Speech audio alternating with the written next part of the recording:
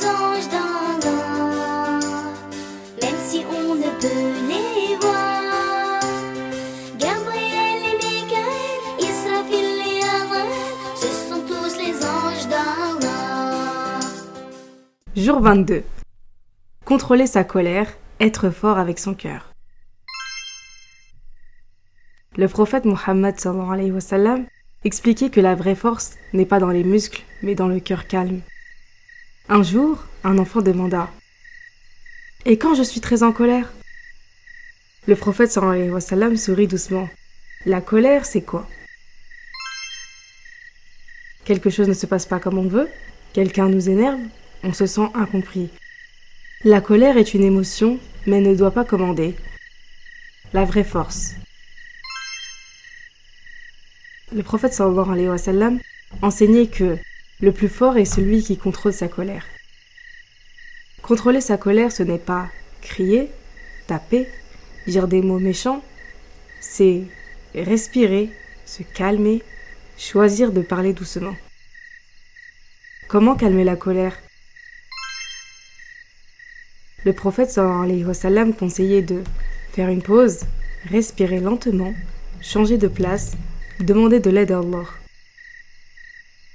Pour un enfant, quand la colère arrive, on fait une grande respiration. La colère qui devient du bien. Quand on contrôle sa colère, Allah est content, on gagne des hasanats, le cœur devient paisible. Même si on est en colère à l'intérieur, le bien commence quand on se retient. Petit exemple pour un enfant.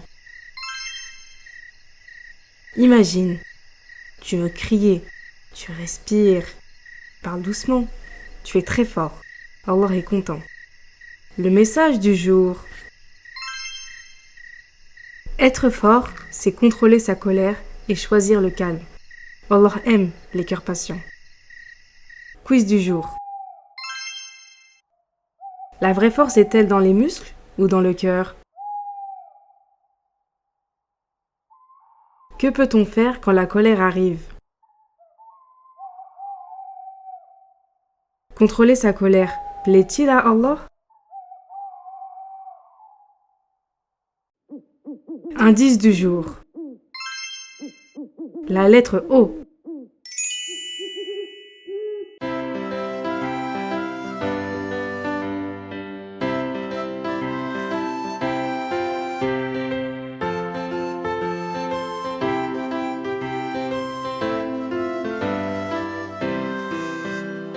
Croyez-vous aux anges d'Allah, même si on ne peut les voir. Gabriel et Michael, Israfil et Azraël, ce sont tous les anges d'Allah. On a chacun de nous des anges gardiens qui inscrivent nos paroles au quotidien. L'un note le mal et l'autre note le bien. Dans nos registres, ils n'oublient rien. Ils te remettront ton livre entre tes mains. Il sera ce jour-là ton unique témoin, et ils te conduiront vers ton destin. Croyez-vous aux anges d'Allah, même si on ne peut les voir. Gabriel et Michael, Israfil et Azraël, ce sont tous les anges d'Allah. الملائكة الأبرار نؤمن بها ولا نراها. جبريل وميكائيل إسرافيل وعزرائيل كلهم ملائكة الله. Toi enfant, si pur Allah t'appelle. Toi enfant d'amour, es-tu fidèle? Si tu le crois, accours à son rappel. Il t'aimera ton âme si belle. Car quand tu pries ton Seigneur de tout ton cœur, l'ange l'a fait monter tel un parfum de fleurs et fera disparaître tes malheurs. Qui sont les anges? Sont-ils présents dans notre vie? Nous écoutent-ils? Parle-moi des anges, papa.